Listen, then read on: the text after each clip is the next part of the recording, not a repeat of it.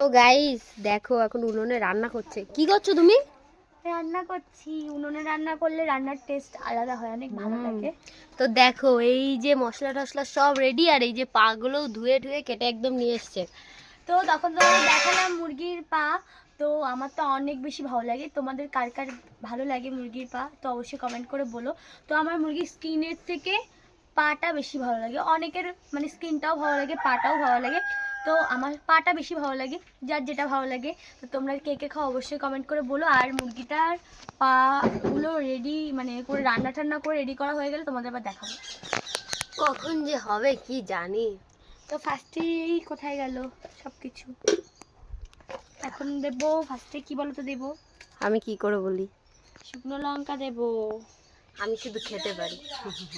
জিরে আর শুকনো লঙ্কা দিয়ে ফোড়ন দেবো। আর ওখান থেকে আমার মা আমাকে আস্তে। বলে বলে দিচ্ছে। না, আমি রান্না করতে পারি। সে পারো আমি জানি, কিন্তু সাবধানে, ওর লাফায় ওগুলো। তো এই যে আমি জিরে দিয়ে দিয়েছি। তো তোমাদের পুরো রান্নাটা তো দেখাচ্ছি না। তো চলো রান্নাটা করে নিক, তারপর দেখা হচ্ছে।